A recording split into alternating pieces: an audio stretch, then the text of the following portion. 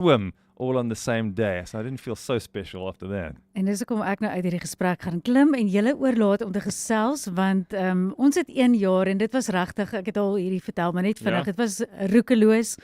Ek dink is een van die domste goed wat ek gedoen het, is om sonder oefening te besluit, jy gaan die Cape Town Cycle Tour doen. Dit was 2019 en ek het op 'n mountain bike dit gedoen en ek het nie die regte skoene nie, ek het knobbly tires, maar ek het dit klaar gemaak.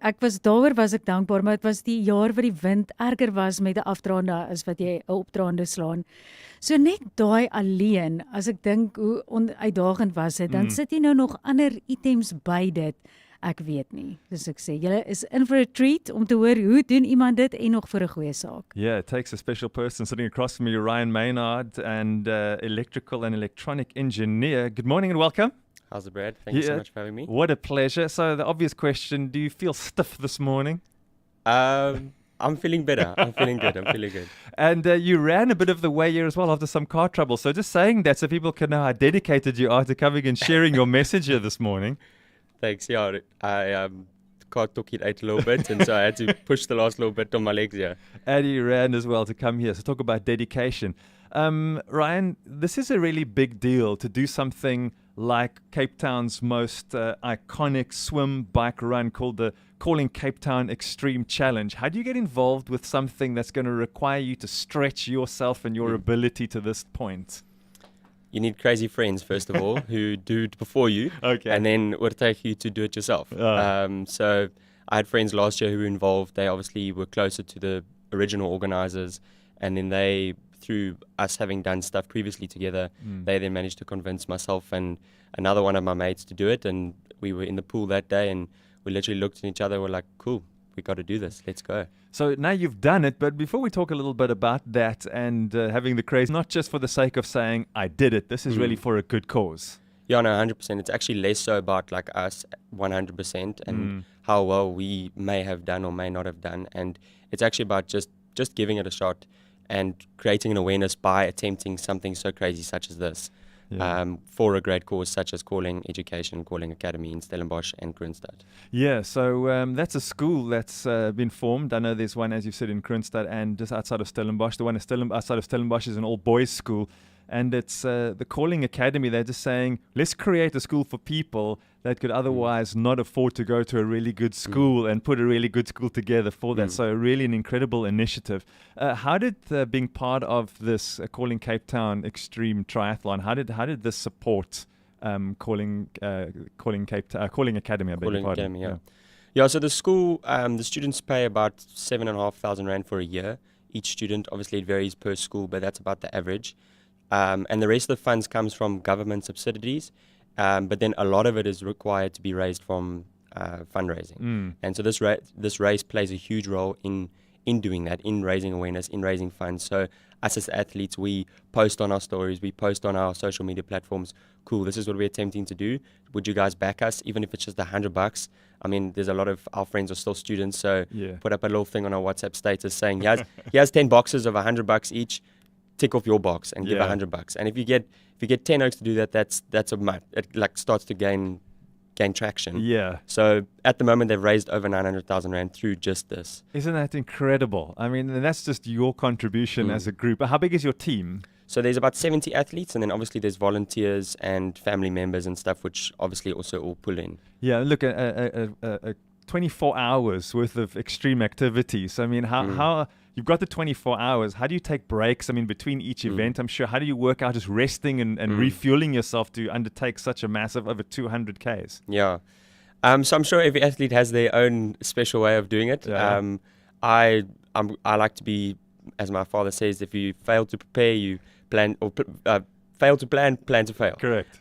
So I stuck up an Excel spreadsheet, worked out every hour what I needed to eat, how many carbs I needed to get in per hour, and then I pre-pack everything. So for each section of the race, I then pack what I need to eat, and then there's transitions from the swim to the bike, so you can eat between. You're supposed to feed on the swim as well, and then on the bikes, you're like, they call it the recovery time, because it's the easier one of the three. And you can have lots of food on you because you obviously you got pockets. Yeah. So you fret on the ride, you eat on the ride, and then in the run you just make sure you keep eating every 45, half an hour. Almri, never met anybody in my life before that said the Cape Town cycle tour was the easiest part of the challenge. Listen, that wind, it depends. This year they were blessed with amazing weather. It was. But still, like I say, food or no food, my it's goodness. difficult. Yeah, it's crazy. So right now, it starts with a swim. You're supposed to do a crossing to Robben Island. We were chatting off air. You mentioned that didn't happen in terms of the crossing, although you did cover the required distance. Yeah, so unfortunately, just for safety reasons, I mean, above everything is everyone's safety. And there's no point, usually when people try and do the Robben Island crossing, they wait for a 2-week window. And they give the athletes 2-week window and they say, cool, we're going to choose the best day in this 2-week window. You must be ready whenever. And then we'll do this crossing. We decided we're doing it on this day. We have to do it on this day because we're joining the Cape Cycle Tour.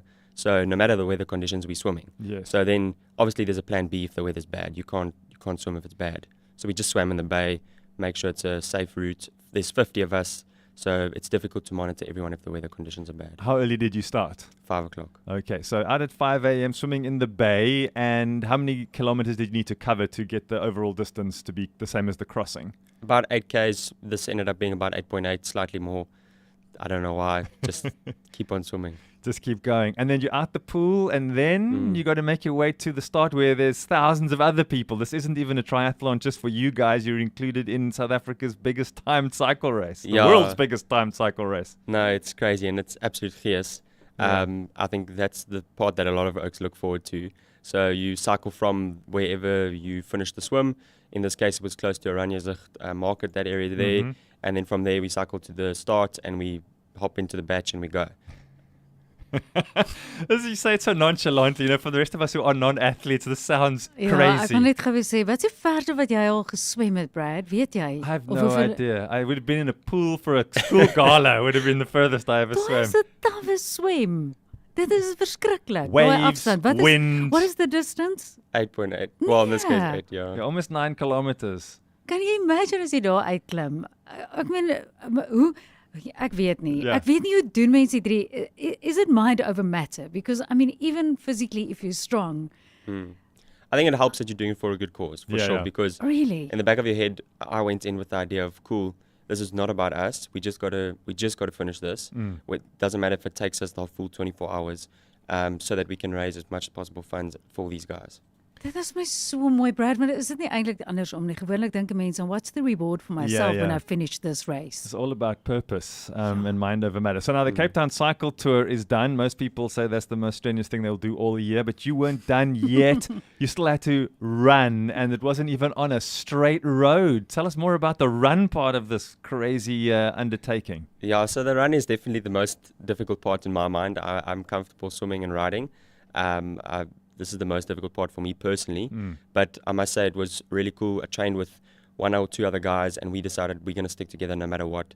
Everyone has their down moments at different times, and then we'll pull each other through. Beautiful. And I also had some of my mates who weren't doing the full thing, and I said to them, come join me for each peak. So I had fresh guys for Devil's Peak, Table Mountain, and Lion's Head. Okay. And fresh legs, and also just guys who are just willing to chat schmuck, and they new energy. Yeah, that's exactly what you need, because at that point you're starting to dip maybe, and you're starting to think, am I actually going to do this? And with fresh legs, they might even give you a bit of a more strenuous pace to follow. No, exactly. And I actually gave my mate he came with, and I looked at him, I was like, bro, you look like you are having the time of your life. Here's my backpack. You can take this from me. Indeed. So, So yeah. tell us about the 3 peaks. I mean, I mentioned Table Mountain. I mean, that's just one of the 3. What are the other 2?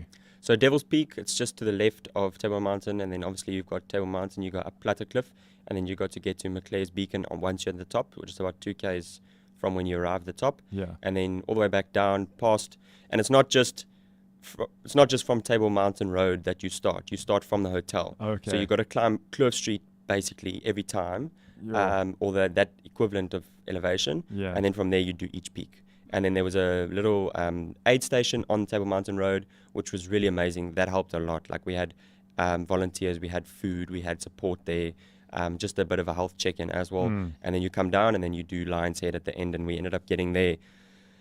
We ended up starting that just after 9. There were guys who were done already at that time, so we definitely weren't the fastest group. Okay.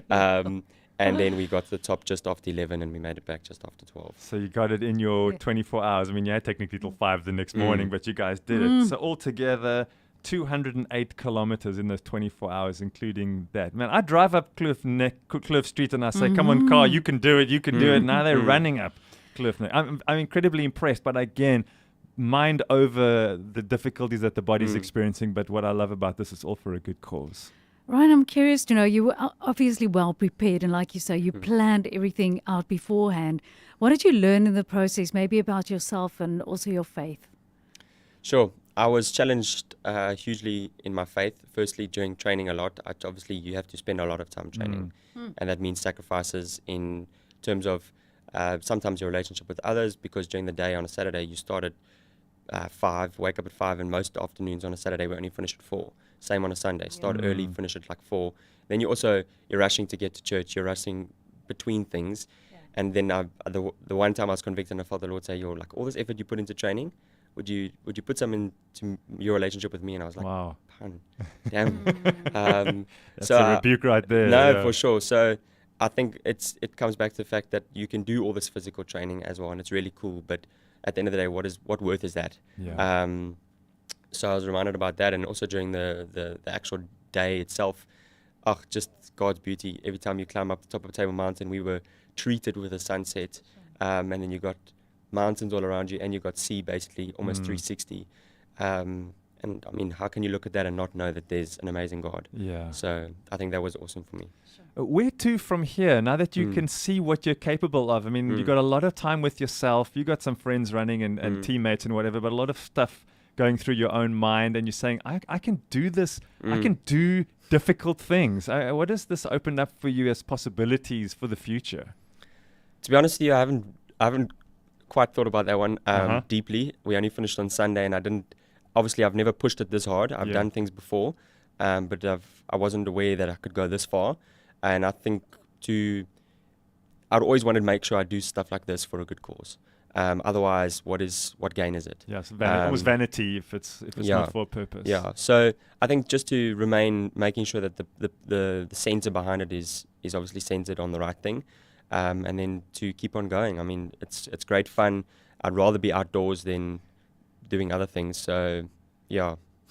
Yeah, anyone who loves the outdoors, and Alma is one of those as well. It's so much appreciation for what God's created and opportunities for us to enjoy what He's made. And I think for many people in our busy day-to-day lives, we miss out on what's going on in the world out there because we're so focused on indoor stuff and work and family and all of that. So thanks so much for opening our eyes to these things.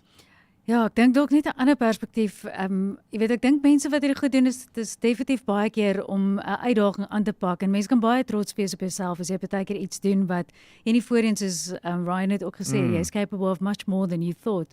Maar ek dink nie almal weet ook hulle kan organisasies koppel aan iets wat jy doen nie.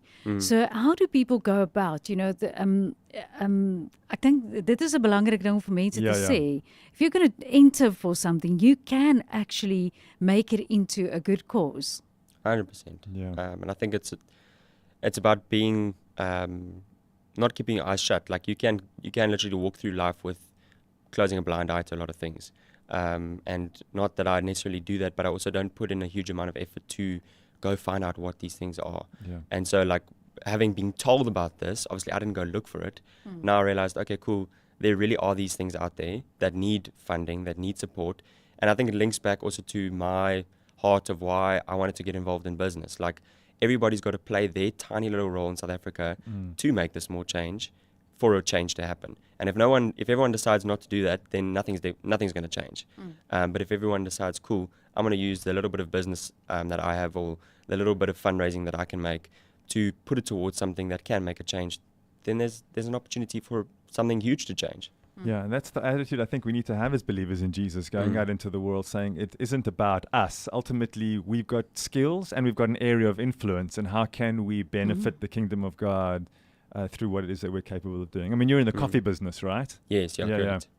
Yeah, so we have started a business in my third year with my best mate.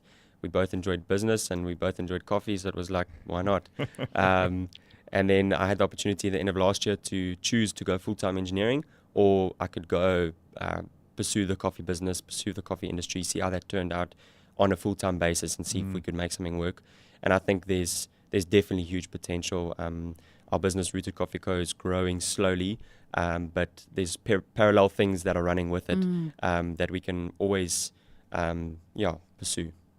Nee, kyk, ek sê mos atlete en koffie gaan hand in hand. It I'm would seem thinking so. about Viara Coffee down here. Yeah. It's also a surfer guy, and he was, ek dink hy was 'n SA surfer gewees op skool, Rhino. Yeah, and he's certainly Maar- still a master's bodyboarder. Yeah. Hectic. Ryan, so I'm curious to know, now that you have a little bit of off time, well, we hope. It doesn't sound like it as ek na alles luister. Where will we find you? What is leisure for you? What do you do other than this? So obviously I spend quite a bit of time on the business that doesn't run by itself. Yeah. So you've got to run that. But what's nice about that is that the lifestyle that we're promoting through the business is the lifestyle that I like to live myself. So it requires being a bit of a content creator, which I never ever thought I would be. So vlogging, videoing, keeping up to date with social media, learning how to do that to the best of my ability. You'll definitely find me outside on the bike, in the pool. I definitely won't swim for fun in the ocean because, as you spoke of the sharks earlier, so I do prefer the gym pool where I can see the bottom of the pool. Absolutely. And obviously on the trail and with mates, just enjoying God's creation. We love Sure. that.